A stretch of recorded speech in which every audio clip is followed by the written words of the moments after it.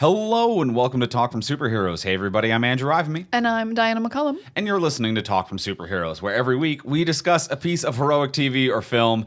And this week on the podcast, we are back talking about our mischiefy boy. We're talking about season 2 of Loki. Oh, he's got things going on. It is season 2 of Loki. It's a big Marvel month. I feel like we haven't done Marvel in months, and now we got 2 back-to-backers. It's been a minute since they've had this, we're coming in with, this hot back-to-back kind of week. So it's been a little bit since this has occurred, and it will be a while before it occurs again due to, a series of delays, pushbacks, strike-based activity, and just general chaos at Marvel. So due to many different circumstances, it'll be a while before we get another week like this where both television ends as film begins. Yeah, so don't get used to it. It's going to be good that we don't have to do things a week late anymore. Yes, so we are doing this a little late. Unless you're one of our patrons. Oh, hey, patrons. This is early if you're one of our patrons. Yeah, our $3 patrons get this early and ad-free, by the way. So just throwing that out there. It's like a kind of time travel. It is a little bit, isn't it? Yeah, because future for the regular listeners, the past for the patrons. Those are 2 different types of time. We live in the present. And we'll talk more about time on this episode. Since this is a new television show, it only just finished a week ago, if you're listening to the public episode of this. It only recently finished, so it's a new property. Whenever we talk about a new thing, we give a spoiler-free review, and then once you hear the theme music, that's going to be when we enter the spoiler-filled section. So let's start with the simple spoiler-free review. Start with the simple question. Diana, did you like it? I did like it. It's very far from a love, but I liked this season. I think I liked each individual episode, and I don't think as a whole it told a great story. I think pretty much I liked every episode. There's not a single episode I can think of that I was like, this one sucked. But I didn't make a cohesive unit of a season of what a great story they told, or each episode was leading towards the same thing, or they even felt like they connected in a lot of ways. Because most episodes I was like, what are we up to this week? Not actually following. So each individual episode works on its own, but not so much as a whole. And then all the stuff that was good in season 1 is still good. Like Tom Hiddleston and Owen Wilson are both great. Some of the new additions are fantastic. Kiki Kwan, love you. Thank goodness you're here. Very, very fun. The aesthetic of the TVA is still good. It's hard to consider that it is a positive, but it's all that work went into season 1 and you're kind of just still here, but the TVA still looks really good and is a really cool vibe. So yeah, it's still it's a fun enough season. The women get nothing to do, and that will be a big chunk of the spoiler-filled section. So I think that's a big downfall of the season. But yeah, overall I had a lot of fun, and I would say the Loki Mobius friendship is to die for, and is absolutely the gem of the season, and worth it to watch for just that alone, probably. Andrew, did you like Loki season 2? I'm on a very similar vein to you. I maybe liked it a bit more. I think it's good, not great. I am as I've mentioned on the previous season, I'm a sucker for this aesthetic and vibe, and the look, the vibes, the aesthetic, the design, the costume, the wardrobing, and yes, they carry all of that good vibes forward to this one. I would even say they kind of hit. They hit early Chicago. Those vibes really good. There's new set pieces as well, cool suits as well that look really nice. So they've added some new aesthetic stuff that looks really good, that pops. Yes, the incredible friendship between Loki and Mobius is kind of the heart and soul of this. And Owen and Tom really sell the shit out of it, and they're incredibly charming and incredibly fun. So there's some wild charm and charisma between these two. I agree. One of my biggest criticisms will be the fact that it seems like everybody got hit in the head, and every writer got hit in the head and forgot how to write a woman existing in any way, because the women have less than nothing to do. They're flat out, if they were just lamps, it would serve all the same function. So the women are written for so poorly, and it is just very bad, and it really takes away from the arc, because the women are largely the antagonists of this season, and there's no reason that they're making any of the decisions that they're making. So the through line is really bland, boring, and whatever. You're watching it for the friendship, for a fun visual journey, and kind of a vibe. Yeah. And it's good at that. It is good at that. But its through line, its general, its motivation moment to moment, other than don't die, is just kind of nothing. Yeah, the show is not good at stakes or goals. It is good at like in the moment vibes. The vibes are good. Yeah. The vibes are good. And yeah, and it's I have never seen a show with so many female characters and like diverse range that I'm just like, wow, and none of them land. That is almost impressive, but also at the same time I'm like, credit for the number of female characters, but I would say it's even less than none of them land. None of them jump. There's nothing. they're just on the ground. Yeah, there's nothing attempted to stick the landing. It is a bunch of characters standing absolutely still like props. Yeah, no growth, no agency, no goals. No, nothing at all. Yeah, so nothing at all. Yeah, that's definitely the low point of the season, but then incredible performances and the aesthetics and the vibes are fantastic. Yeah. So good, not great, with one huge sexism-sized bummer in the middle of it. And can it be spoiled? Not easily. You'd have to really look for the spoilers. Yeah, because I was even saying today, I was like, oh, I can't go on Tumblr because it might, like, the finale might get spoiled or whatever. I'm like, they couldn't fit this in a GIF. It's very Jeremy Bearimy. It's timey-wimey. it's wibbling and wobbling all over the place. To try to concisely ruin this for anyone would be just a Herculean task, I think. Yeah, definitely not one of those spoilers where you're like accidentally going to read a tweet and it's ruined for you. Yeah. Like you could go out and look for them, but it's not going to cross your path. Frankly, even over the course of this podcast, we would have difficulty creating a summation that would ruin this for people. Mm-hmm. Yeah. Yeah. So it's vibes. It's a time ride that is kind of weird. Time vibes. It's time vibes, and we don't think it can be spoiled. And before we get into the spoiler-filled section of the podcast, we want to thank one of our sponsors of today's episode. We want to thank our friends over at NordVPN. Here's some things I'm going to thank NordVPN for. Lay it on them. Keeping me and my computer information safe. Thank you. Thank you. And letting me watch things that might be hard to watch because I'm traveling or they're not available here in Canada. Looking at you, sports. Also, double thank you. Double thank you for NordVPN for also doing these things extremely well. Doing these things extremely well because it's the World Wide Web and it's topsy-turvy in the sense that it is not necessarily world.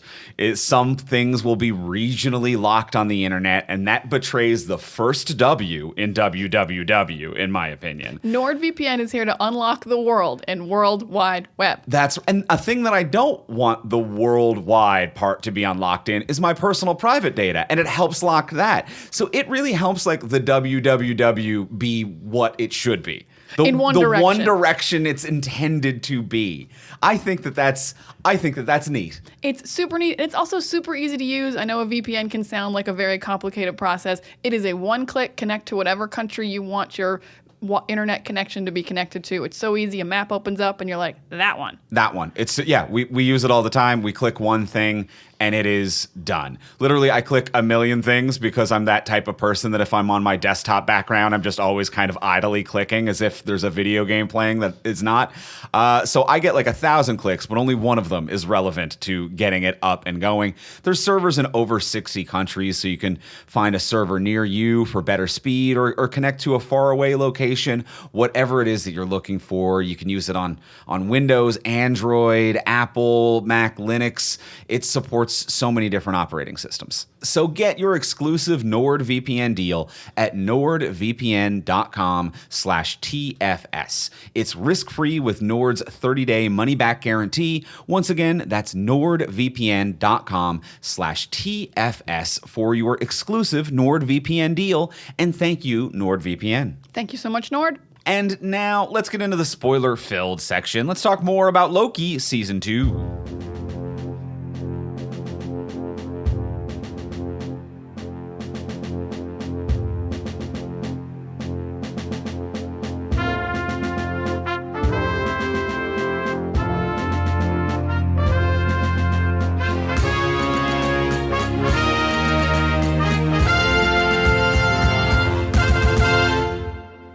All right, we have seen Loki Season 2. We are in the spoiler-filled section. Let's start positive. Owen Wilson and Tom Hiddleston are just a couple of cuties as Loki and Mobius. Oh my God. It's like, and it's such a nice like build because all of season 1 was them like learning to trust each other and become friends. But season 1 was also a lot more of Loki and Sylvie. And this season being almost predominantly Mobius and Loki is like, yes, this is the money. This is what's good. Oh, it's delicious. It's fun.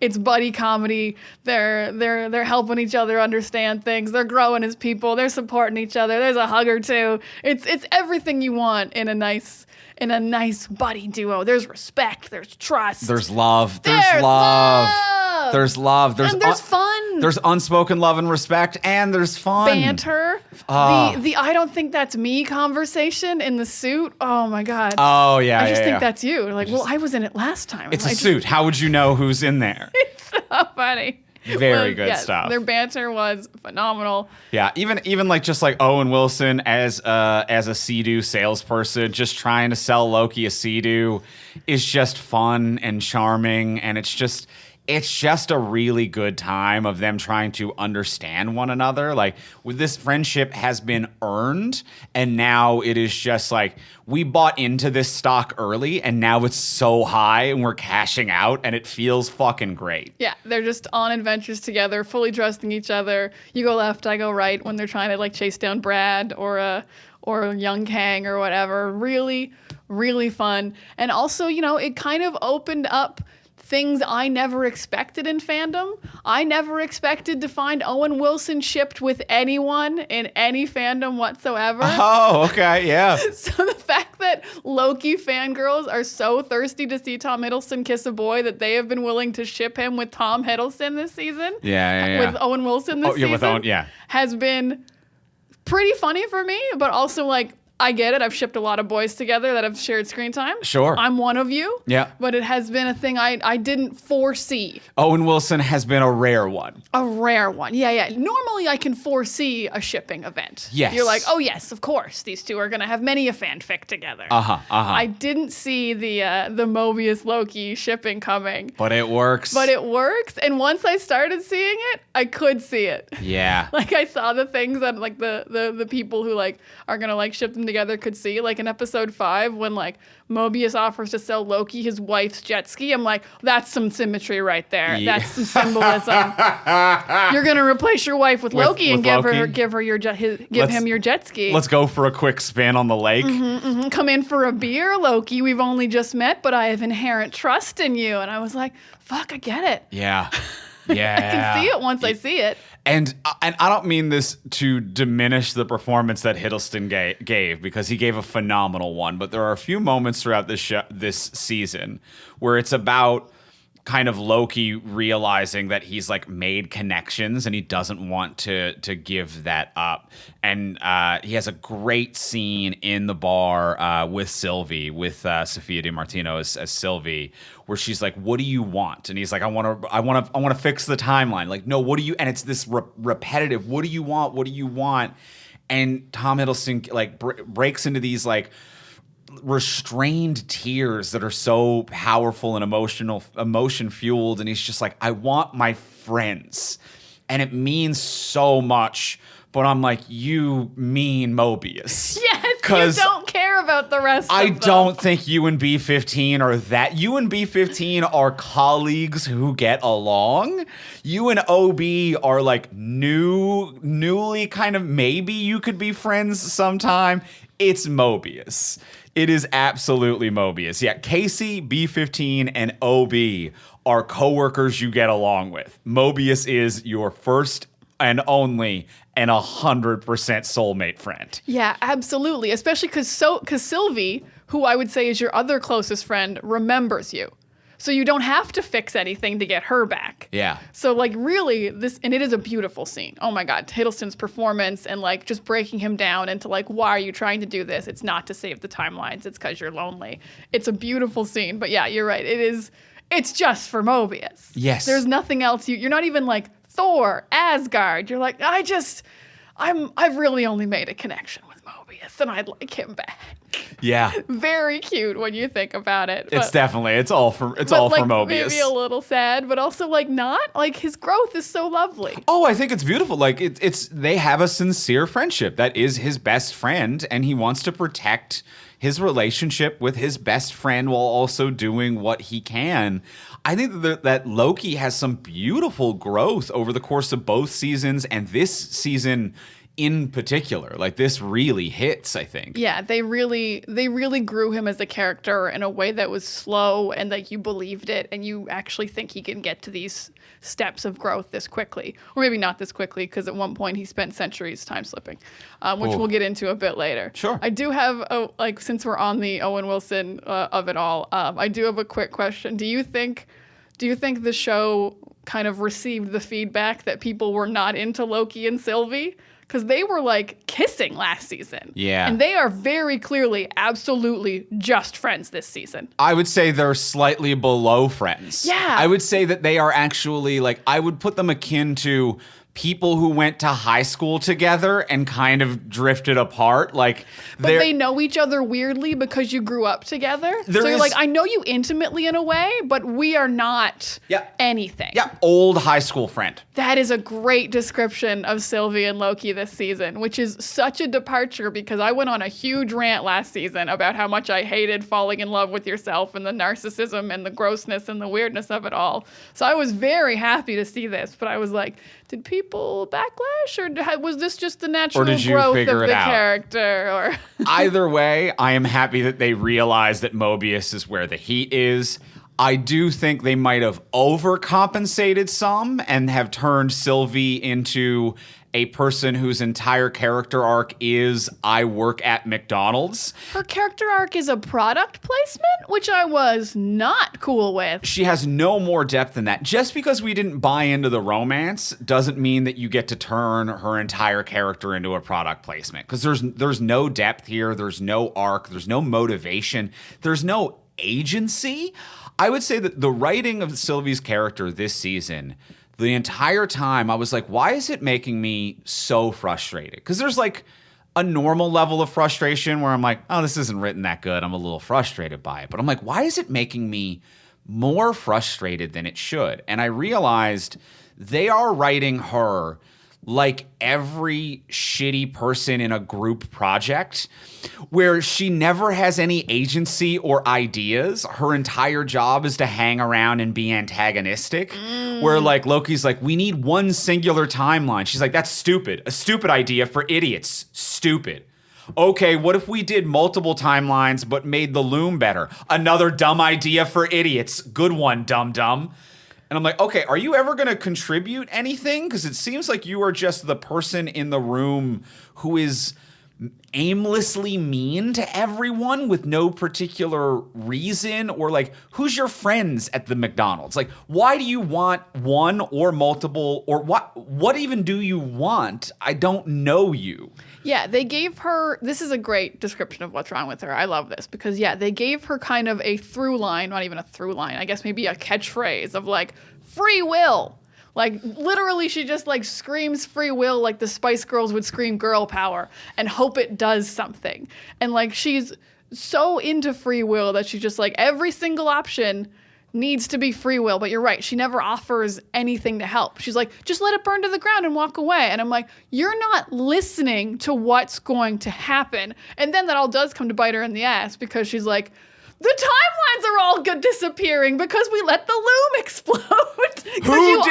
Who did this? And now she's mad. It's like, you didn't help with anything. We clearly, it's the person in the group project who's like, everyone's ideas suck. And it's like, well, what would you like to write now? What do you want the project to be about? And they're just like, oh, all of you have bad ideas. I tell you that. And then when you get an F, she's like, well, if you guys had done what I wanted to do. Yeah. It's like, what the hell did you want to do? She shouts free will like she's like Britta from Community. She's fully Britta-ing where she's like, free will. It's like, but what do you want us to do with that? Yeah. You need an actionable item. And I mean, I guess she does want to keep killing Kangs. She does She's love very, that. very determined to keep killing Kangs. I'll give her that.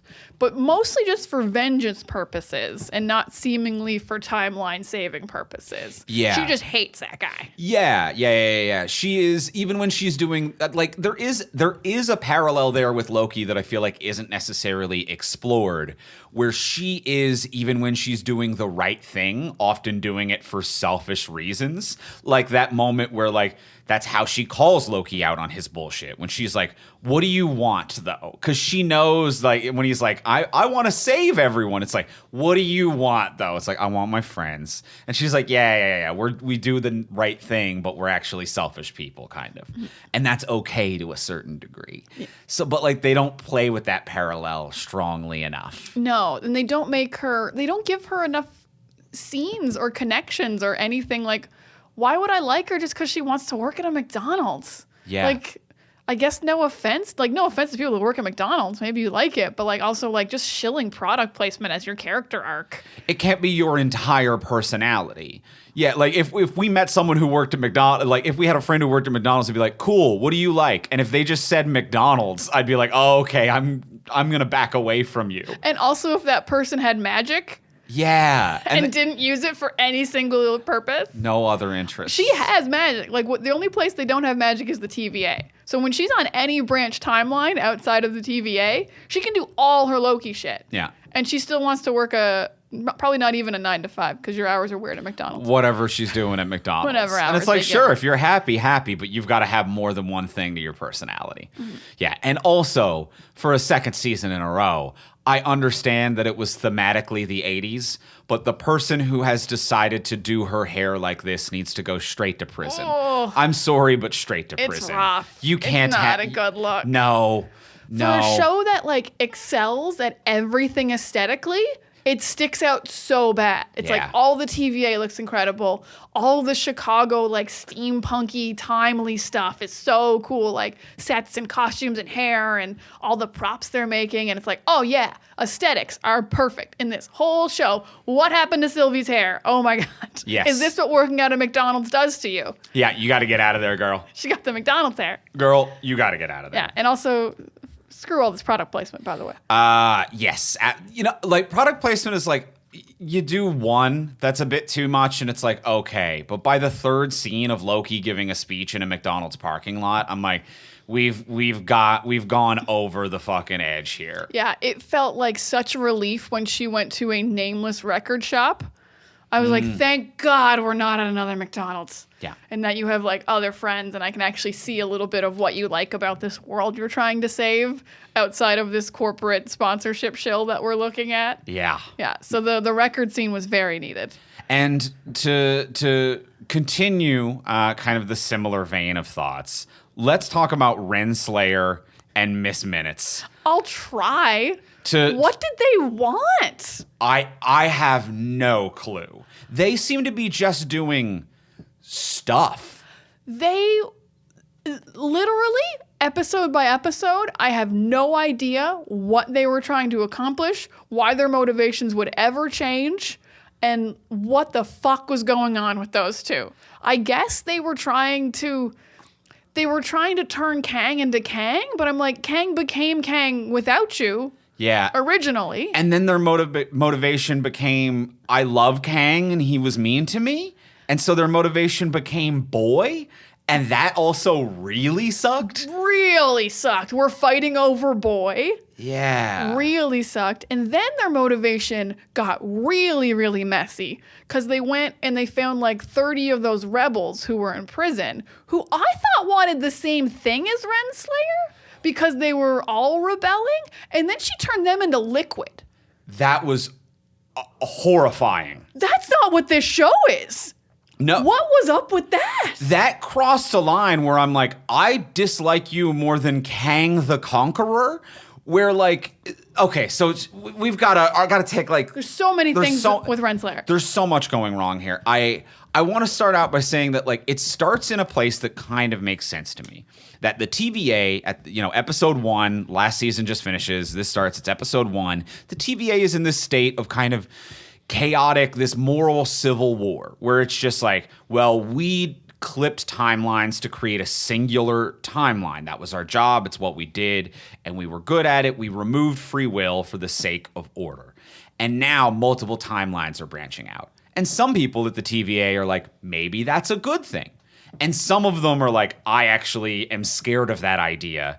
And I don't have a lot of imagination because I've never lived a life due to my own memories. I only know work, and I'm slavishly dedicating to this job. And Renslayer is one of those people, kind of the leader of that group. And I'm like, this actually makes sense. Empires crumble, and then there are these people left behind who don't know how to be free and don't know anything but the old guard and the old empire. I follow it. It makes sense. And then she's like, hey, Miss Minutes, you're a computer. Do you also want to go destroy the world? And Miss Minutes says, sure, because I guess.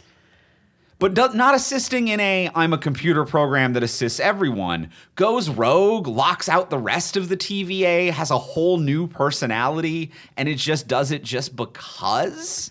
I mean, those parts I kind of got from Miss Minutes because, like, Kang made her and they were trying to remake Kang.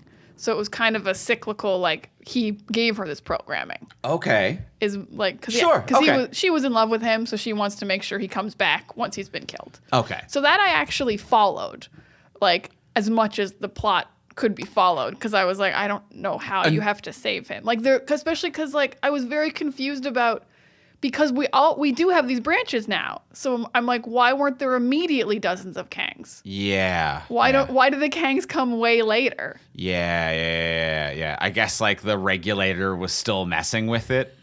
Oh, the loom. The loom. Oh, maybe. Yeah. I guess because that main sense. Kang had like fail-safed that. All right, maybe. So that makes sense to a certain degree. But then they find Kang. They both fall in love with him. He betrays them both, and now they hate Kang and Timeline.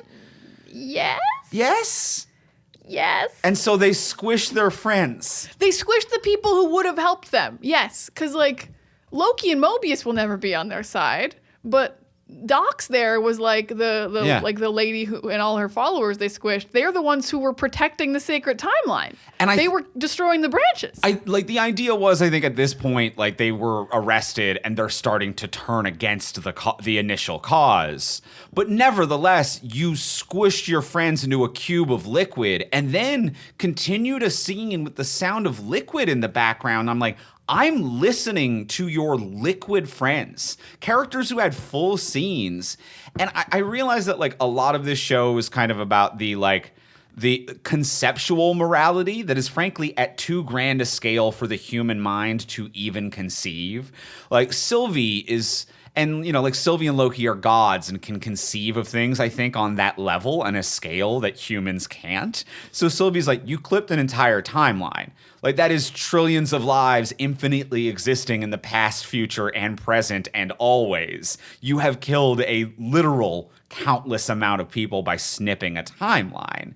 But that is something that, like, the hunters are like, I can't even conceptualize that. I'm protecting whatever. But what they can conceptualize is watching their coworker Greg scream as he's turned into liquid and then be normal about it. Be wildly chill about it. And also, like, pruning a timeline is literally just laying a bomb down and walking away.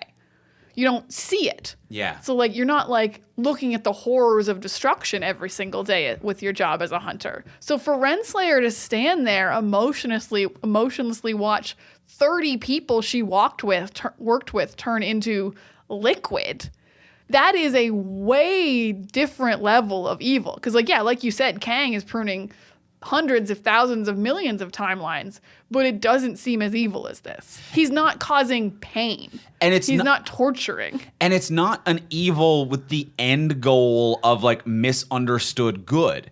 Because like the other thing that she is doing and her team is doing, Renslayer, is being like, well, but if I kill these 50 million people, then 100 million people get to have a peaceful life.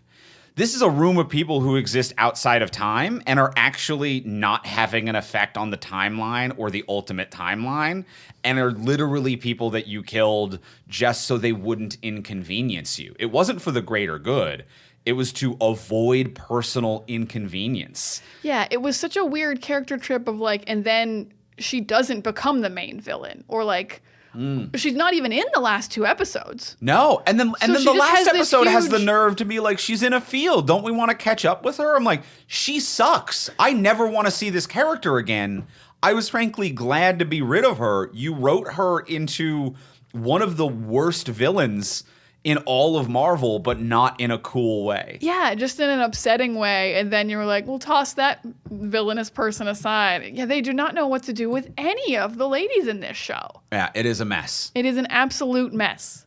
Let's take a quick break in the podcast to thank one of our other sponsors of today's episode. We want to thank our friends over at tpublic.com. You're going to get your next favorite t-shirt or tank top or whatever else you want to put a design on. You can get a mug, you can get a hoodie, you could get a sticker. Oh, I love stickers. They can go on whatever you want. You just turn that sticker into anything. Everything's got logos now. Yes. You can put a sticker on anything except water. If it's a liquid, no good. Solids, you can put stickers on You it. can put it on for like a second. For like a second. It's not going to be a good long-term strategy. It is disposable if you do that. Yeah. But a lot of the other options would make a lot more sense. Like one design that I'm really liking right now, and I think that it would be great on a t-shirt or on a hoodie, is there is a one called TVA variant, and it has the TVA logo on the front and then the big orange variant on the back. Like I said off the top, I am just a sucker for the aesthetic of this show. I love it. I love its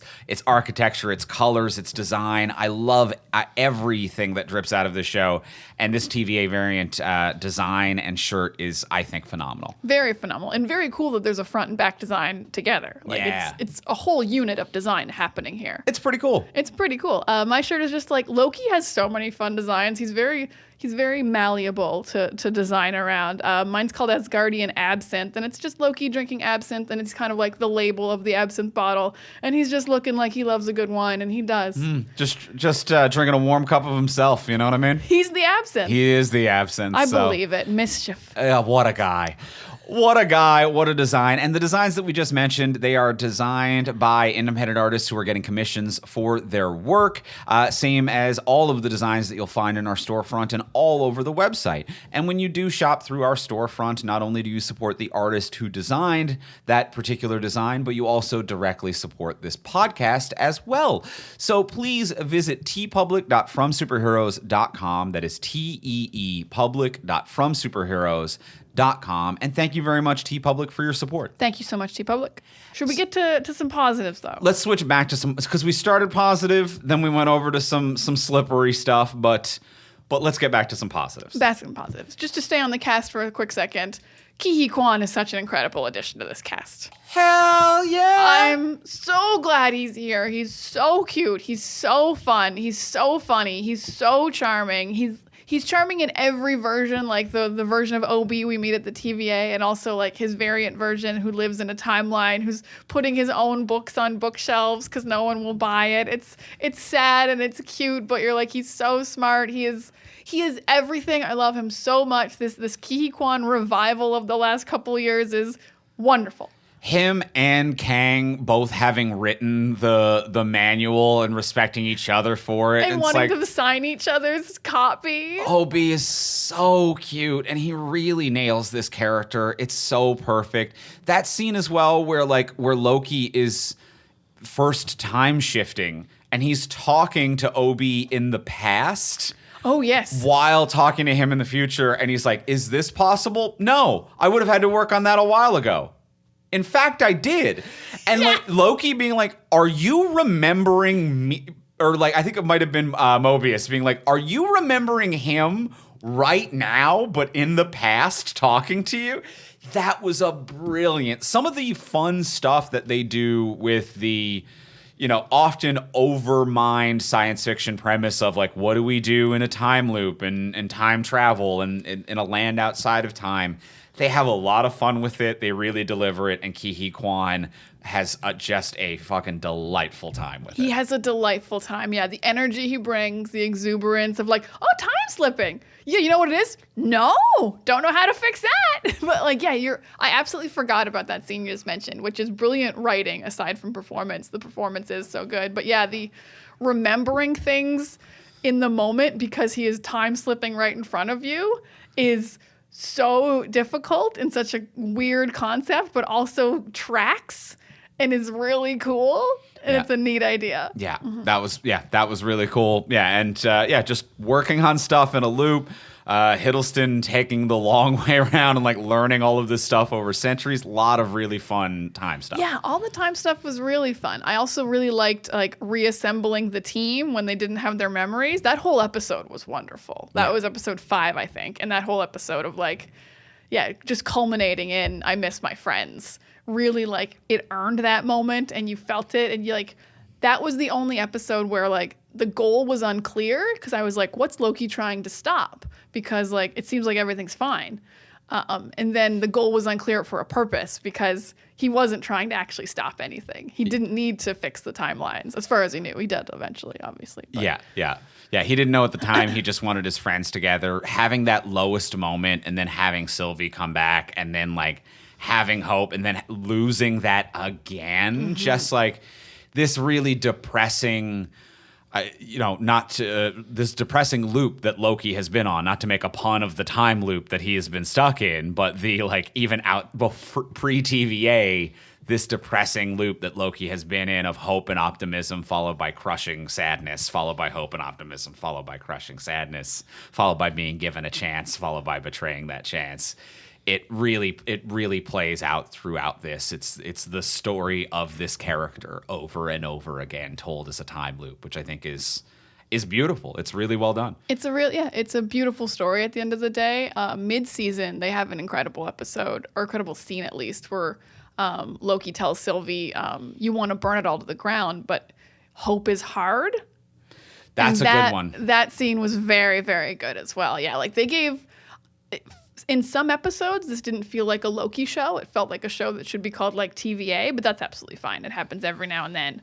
But they really like stepped up their game by giving Tom Hiddleston some incredible speeches and moments. And they're like, we know what he can do and what he needs. And he needs this beautiful floral language that is just going to really rip your heart out. Yeah. Yeah, I think that one took place in the McDonald's parking lot. No, that was in the pie place. Yes, that was where that was. Yeah, the automat. The automat. So that was okay. Yeah, that generic one was pie. Generic automat. Key I'm lime okay pie. with generic automat. No problem at all. Although trope corner, may I? Lay it on me. This does lead to like a quick negative of the most frustrating thing maybe in this entire season, very briefly, is there's a very long scene where Owen Wilson and Tom Hiddleston eat pie together, obviously Loki and Mobius. And Tom Hiddleston puts a tiny piece of whipped cream on his fork about 15 times. He never takes any actual pie because how many times did they film this scene? You're not going to take an actual bite of pie. But I could not stop watching him put the tiniest piece of whipped cream on his fork over and over again and just taking a bite of like a whisper of whipped cream every couple of sentences. Because this was a long ass scene to give someone who's got food in front of them. Yeah. That's mean. Yeah. It's a mean thing to do. It's very long. It was like a 5 to 6 minute scene. So I get why he wasn't eating the pie, but I was furious and I was distracted and I couldn't tell you what else happened in that scene. You were just watching the pie the entire time. Just watching the fork. I was like, oh my God, this is just a tiny bit of whipped cream. I can't do it. And like Owen Wilson smartly just never picked his fork up. Right.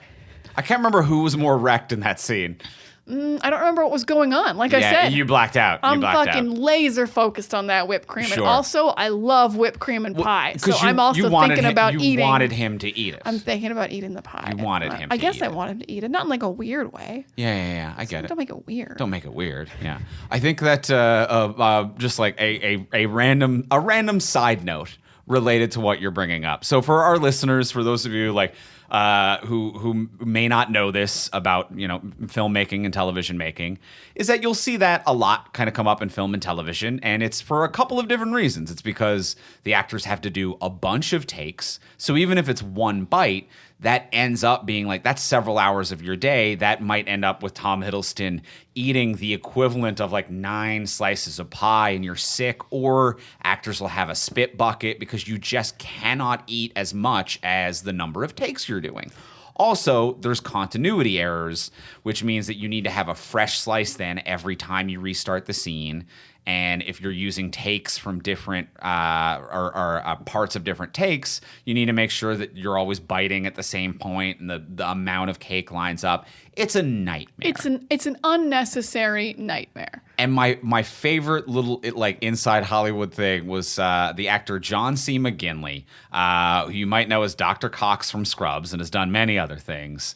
They had a lot of scenes in the cafeteria in Scrubs, and in this one interview, he was talking about it, and he was like, my character only ever has soup. I love soup. Tomato soup is what I always ask for if there's any scene that involves eating, because continuity-wise, you can't tell if the liquid level changes a little bit. Also, I can take a little sip and swallow it quick enough to deliver my line without chewing. And he was like, also, cold tomato soup is fine. So if you're trying to pretend like it's hot, you can blow on it. It gives you something to do. Oh, yeah, so he's that's like, a good one. he's like, there's natural ways to delay ever eating it. You don't fill up on set. The continuity isn't a nightmare. I'm never disgusted or gross.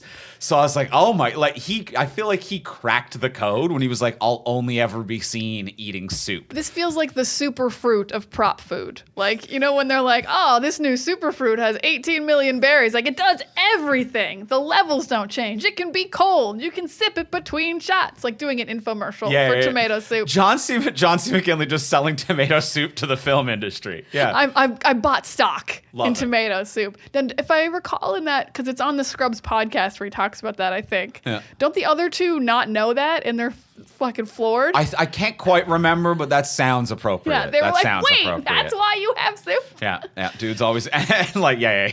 It's like Donald Faison being like, I ate 1 million sandwiches. Oh like, yeah, he was always eating real food. He was eating real food. Because then there's also like the 30 Rock joke where Jenna Maroney in between seasons did a Broadway show where she had to eat a pizza. Mystic Pizza. And she had to eat a pizza every night. And she was like, I had to eat a pizza every night. I ate a whole pizza on stage every night. So she's put on all this weight. And it's like, yeah, you can't eat 9 slices of pie, Tom Hiddleston. So I get why there's just a tiny bit of whipped cream. I'm not mad about it, but also I'm mad about it. Yeah. Don't have a long scene with pie. Yeah. Have a short scene with pie. Short scene with pie. I absolutely agree. Let's take a step back. That was a lovely little side diversion. Thank you for joining me over there. I love Trope Corner. Thank you for bringing Trope Corner, and thank you for joining me then on my little sidestep from Trope Corner. So who do you think we're going to recast Kang with? Honestly, if they hadn't announced that one of these upcoming movies is called Avengers Kang Dynasty, I would just say Kang's done. Yeah. Like, you know, we have multiple timelines. Loki's in charge of them. The TVA's pruning Kangs as they appear. I'd be like, maybe we just wipe our hands of Kang because we literally haven't filmed a single thing that he's going to be in upcoming. Because the only thing coming out is Deadpool and nothing else has been filmed. Yeah. So, like, recast or just don't have Kang. Yeah. But anyway, recast Kang, I don't know, literally anyone? Literally anybody could do it. That's the beautiful thing about a multi-dimensional Kang is that they could switch it up to like the CGI blue dude floating in a chair. Like they could go just full comic book with it. You can literally make it anyone, especially as the MCU has established. Your variants don't have to look like you. Yeah. Like all the Loki variants don't look like him. Yep. The 3 Spider-Men were played by 3 different actors, and they were all Peter Parker. Yep. So you can literally... I better not see this man again. Hell, in the same universe, they've recast men. Terrence Howard. With no explanation. With no explanation. We didn't even have a multiverse yet. Yeah, no multiverse. He's just gone. The Hulk unhulked one day, and he was Mark Ruffalo and not Edward Norton, and we all just accepted that. So we're all going to be just fine. We're all going to be just fine, especially because he's only appeared in Ant-Man 3, which bombed. Yeah. And Loki, which is a TV show. Lokis, yeah. So, like, there is no reason in the world to not recast this man. Absolutely. And I'm going to skip right over the props of his acting.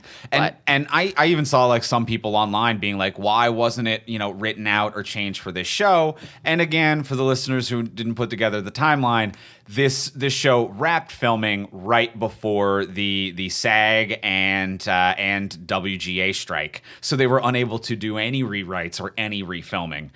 So this did have to be released as it was and could not legally be worked on in any capacity. Yeah, that's so a it's really... it's actually be like, why not remove him? Why not replace him with CGI in Tig Notaro, which we've proven as a concept can be done. It can be done. It is in that weird, like, historical place of we literally can't edit this. Yeah. And the show's already started coming out. Yeah. So it is such a weird place to be in of like, I guess that's all you can do. Like, legally, you can't hire the writers or the actors to do anything right now. Yep. So, yep. So it's up to you what you do in the future, Marvel. From here on out, we'll see what they do in the future. If they do anything, or if they Marvel is in such a weird state right now. It's in such a weird state, but also like there's also like Kang's not popping off. You got so many other good options. You can Galactus, you can Doctor Doom, you can. There's a lot of villains out there floating around who deserve a shot. There's a lot of things that you can do on a big picture thing as well. I feel like this is kind of like the end of the Loki show. I feel like this is a natural wrap up point at the end of this series. I don't think we need or will see a season 3. I can't imagine a season 3. I mean, you'd have to unthread all the timelines. You'd have to like re-Kangify or something. It does feel like an end. It feels like not my favorite end for Loki. Like if we never see Tom Hiddleston again, I'm not really that satisfied. Oh, I feel very satisfied, but tell me more. I guess I just don't feel satisfied because this feels like the ending of Loki the show, but it does not feel like the end of Loki who I know from the movies. Because the show has so little movie elements of it. Like, he didn't say goodbye to Asgard. There's no Thor. There's no his mother. There's no... He reconciled with that a little bit in season 1, but this felt like a goodbye to the TVA and not a goodbye to Loki as a whole. But I feel like Infinity War was the goodbye to Loki as a whole. That one scene is a tour de force, and frankly, if we'd never had a show, I think that would have been the perfect end to the trickster who tried one last trick out of his pay grade. Like, I think that would have been it. So I think that we've had 2 different and equally valid goodbyes at this point. I get what you're saying, but I think you can really, when it's the same actor, I think you can only have one real goodbye. Right. So I would like his like final thing to be like more of the character as a whole and less of a goodbye of who he became at the TVA. I see what you're saying So just a little bit more. But I agree his Infinity War death is great. Incredible. It's an incredible scene. And I would argue I'm actually glad that they did not go with this end of like he is the man at the center of time kind of holding together the threads. He is the loom. Is that I like that it's like he's looking at the threads of time and it's him, the implication as it kind of pulls back from the Mobius scene is that he's seeing Mobius see his life, and that's a nice moment for Loki. It's a nice moment for Mobius, and it's this kind of pullback. I feel like if it was him grabbing threads and we got like a clip of a Hemsworth Thor, it would feel cameo-y, like rather than a wrap up. Like it would be like you need a whole new movie now to wrap that up. Otherwise, it becomes just kind of fan fodder to be like, hey, look, it's. I agree it would feel a little cameo-y, and I wouldn't even need new footage, but like, he's time slipping. He could be he could go say goodbye to Asgard. I don't hate that. He can go anywhere he wants before he decides to do this. He has all the time in the world. Interesting. So yeah, if he like kind of did like a Doctor Who-esque farewell tour, like how the Doctor does before he regenerates most times. Yeah. I think I would have liked that, like a quick stop in Asgard, just like look over it when it was still existed, because he can pop into wherever he wants. Yeah. Okay, I get that. So yeah, I didn't need like new footage, new cameos, just kind of because also like he doesn't. I don't like that he also just like goes into it and doesn't have a great scene with either Sylvie or Mobius before he goes. Because his final scene with Mobius is when Mobius barely knows him. And I was like, I really like that. You really like that? Like, because I feel like it proved their bond was that deep. And I feel like it's the tragedy of Loki, and it's why he just walks down there in that final scene where he's just like, I don't get to have the friends. I get to have the burden. Mm-hmm. Like I get to play the villain. I get to be the man who blows it up. And I like that moment of him being like, I remembered what I'm the god of mischief. I'm going to destroy something and sow mischief. Like, I know how to do that. And I love like the costume coming back as he goes to take his that throne. was really cool. That Beautiful. was great. The And- time energy hitting him and changing him into who he's gonna be. Yeah. Really, really cool. So I really like that. I think that the unrequited nature of his friendship is the tragedy of Loki Laufeyson, of him being like, I don't get this. This is not a thing that I get to take part in, but it's a thing that I get to kind of fight for, and to be like, I play the villain in my stories. I'm not going to disagree, and I guess I just don't want him to have a tragic ending is maybe where I'm landing as I'm realizing as I'm speaking, because his other ending, if you're going to say he's had to, was also wildly tragic. I understand. This is a more heroic, but it's also not, because you're right, like his life repeats, and maybe that's why I also wanted like recap visits, because he also like had to destroy Asgard to save Asgard in Ragnarok. Like, this is a thing he has had to do before, have to play a villain role to save a greater good.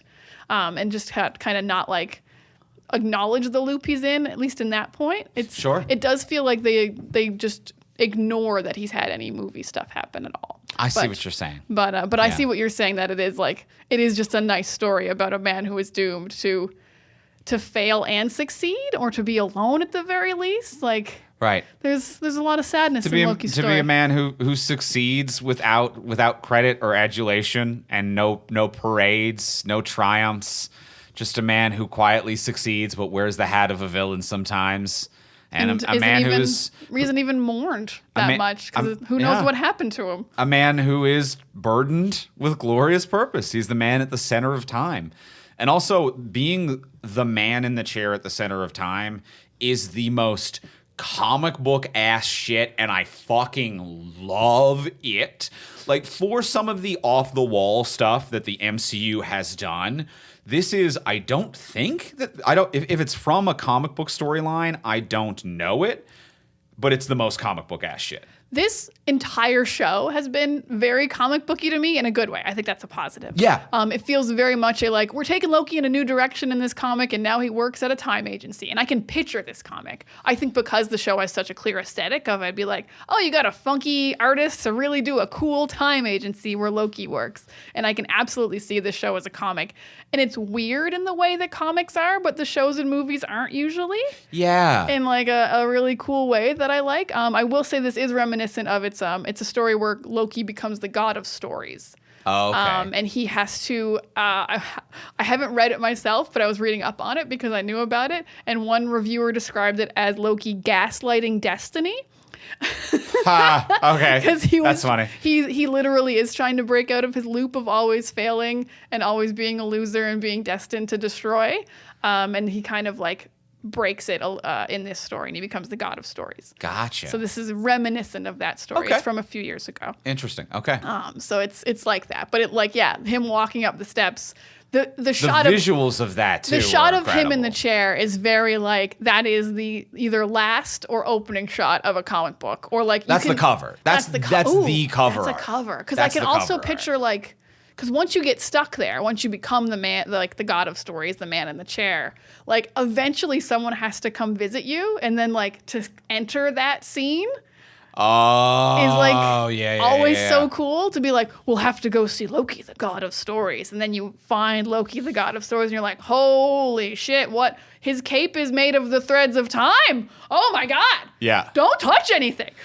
What is he doing? I wouldn't even mind if we like incorporated that into What If season 2, which is a thing that they're doing. That'd be great. I forgot all about What If. Yeah. I forget the name of the actor who voices the Watcher. We like him a lot. Yeah, Because he was in I'll have New looked it up Batman. by now. He's phenomenal. Yeah. Nothing but credit and respect to him, but it would be also very nice to have kind of like Hiddleston come in there in a role of the storyteller. Yeah, so that, or the man in the center of time who the Watcher has to visit. I feel like that could be a very nice place for him to kind of slip in and exist. Yeah, that would be a really cool visual. The Watcher just being like, yeah, because they've created such an interesting, like, I don't know who's more powerful than who anymore. Like, Loki season 1, I think, rocked me to my core when, like, the Infinity Stones were powerless at the TVA. Right. And I was like, whoa, what do you mean the Infinity Stones are powerless at the TVA? This is a whole new fucking crazy level of power. So now the TVA is gone, or it exists, but like Loki seems more powerful than the TVA. Yeah. So I'm like, but also like now we've got like Scarlet Witch can create different realities. And I'm like, I don't know who's more powerful than who. I've lost the whole thread. Yeah. We've lost the threads. Yeah, I don't know if Loki has the like interfering power. I think he is just the man at the center of time. Energize it and like fuel it. Yeah. It seems because like I think if he could make changes, I do find it. I guess it's like his choice. I don't know if Owen Wilson can re-enter his timeline. Like if Owen Wilson wanted to go back and be a dad, like aren't there 2 kids somewhere whose dad just never came home? If he got pulled from the timeline to join the TVA, like I don't really know how that works. Yeah, that's a little Jeremy Bearimy there. Yeah, there's too many things for me to answer. Yeah, but it feels like he could make the timeline for him to re-enter if he wanted to. They're the dot in the word Jeremy. Yeah. This is breaking me. This is what's breaking me. So it's a tough one.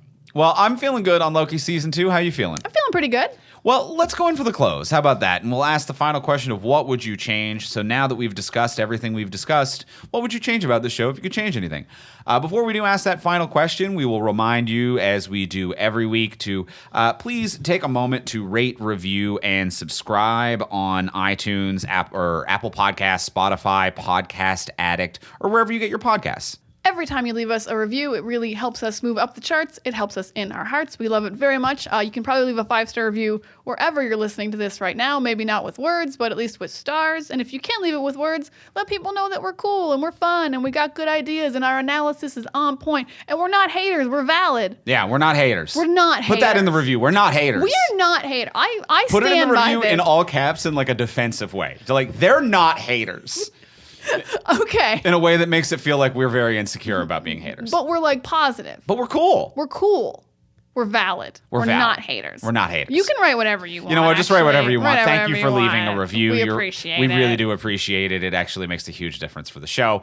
And that's a free way to support the podcast. But if you do want to support the podcast monetarily, if you have even $1 to support this podcast, they add up. And those are the reason that we're able to make this our full-time job and run this network, which is over on our Patreon page at patreon.com/FromSuperheroes. You can subscribe at whatever is in your budget. You can do $1 a month going up from there. $3 a month gets you this episode early and ad-free, so you could have heard this a week ago if you became one of our $3 patrons, so you can get it early and ad-free, which is awesome when we're talking about new releases like this. It is really great, especially if you're like, should I spend time at the movie theater this weekend? You also could have gotten Captain Marvel early, which was very helpful if you're going to go see that in the theaters, and upcoming ones you can hear our spoiler-free reviews early, or if you just like getting things early regularly. Yeah. At the $3 level, it's all there, and ad-free. And ad-free. And at the $10 level, you get a bonus episode of this podcast every single month. This month on the podcast, on the bonus episode, we're going to be talking about Monarch, Legacy of Monsters, I want to say. That sounds like a title. It is the new Apple TV show about Monarch, the organization that exists in the Godzilla universe. We promise once we see it, we'll know what the title is. It's not out yet. Yeah, it's not out yet. We will get the title right upon viewing. Yes, we will. Monarch, Legacy of Monsters. I had it. I had it. No scoped it. So if you want more Take heat, that, Godzilla. If you want more heat like that, you're going to want to become a patron over at patreon.com/FromSuperheroes. And you can sign up at whatever is in your budget. You can always cancel or adjust on any given month. Check it out, patreon.com/FromSuperheroes. And thank you to all of our current and future patrons. And now, let's go in for the close. Let's ask the final question of what would you change about this if you could change anything. Diana, what would you change? Not very exciting, because looking down, I realized I've said my change throughout the episode. But, well, you know what? Let's reiterate.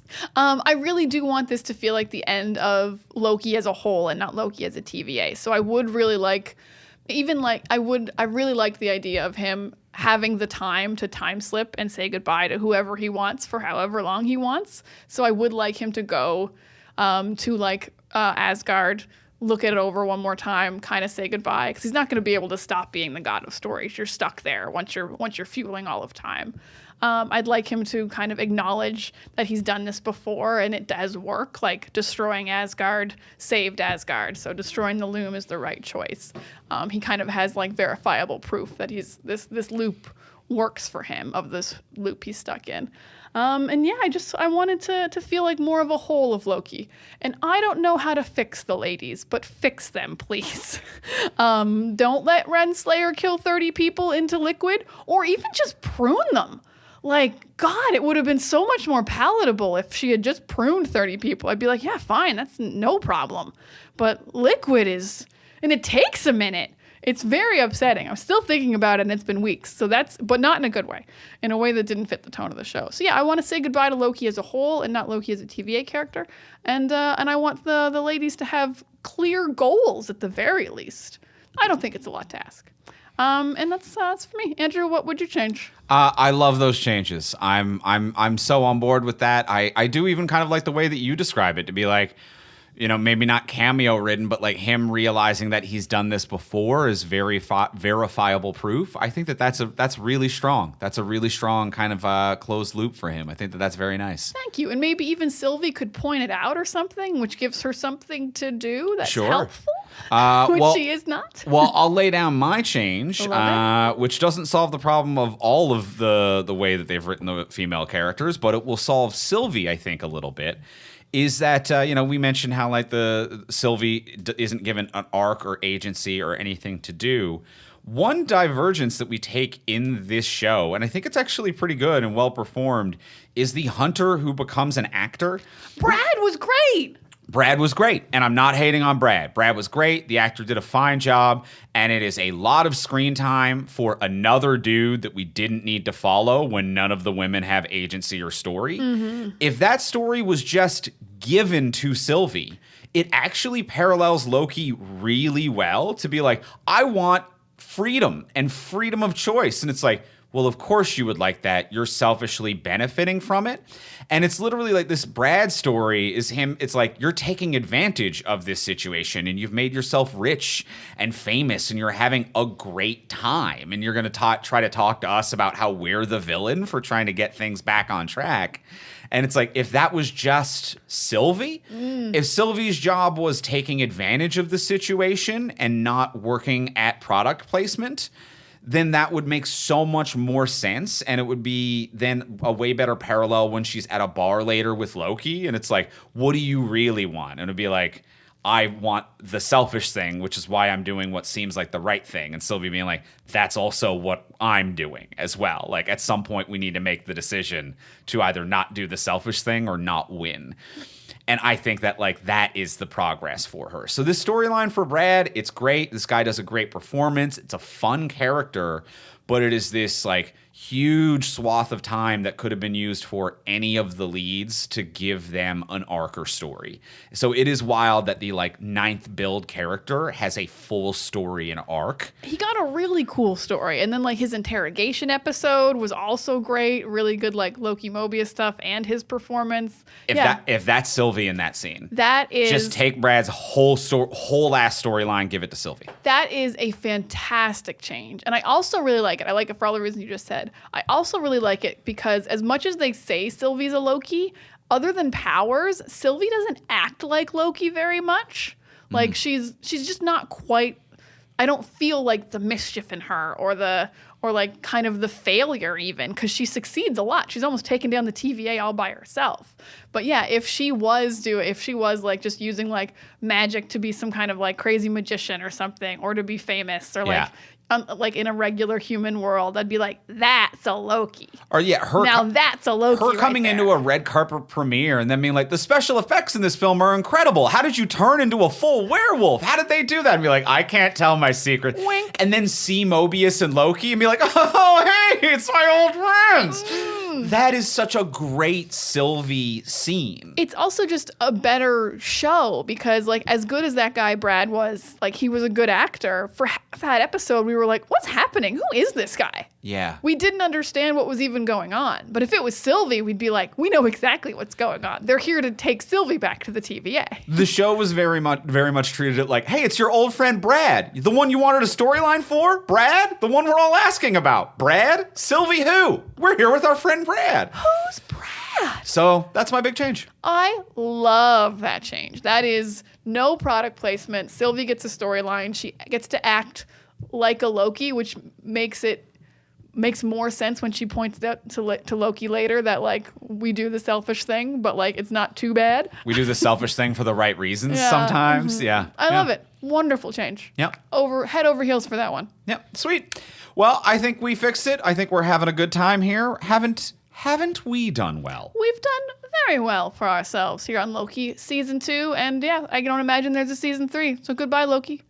Farewell. Farewell. We had an incredible run. It's been a great run. That's going to be it for this week on Loki, talking about Loki. Next week, we are going to be back, and we're going to be talking about Hunger Games, the Ballad of Songbirds and Snakes. Can I spend 60 minutes making fun of a title? Let's find out. Let's find out just how long we can make fun of a title. Let's see how much. So we'll be talking about Hunger Games, the new prequel, the Ballad of Songbirds and Snakes. And ladders. And ladders. We'll get it all in there. Boy, it's gonna be just a real slam of a time. It might be a fine movie. We'll see how it plays find out. So we'll be back next week talking about that. In the meantime, if you want to get a hold of us, you can find me on Instagram, Threads, and Blue Sky at Ivimey, Ivimey. You can find me at Words of Diana. And you can find everything that we create at FromSuperheroes.com. And we'll talk to y'all next week. Bye.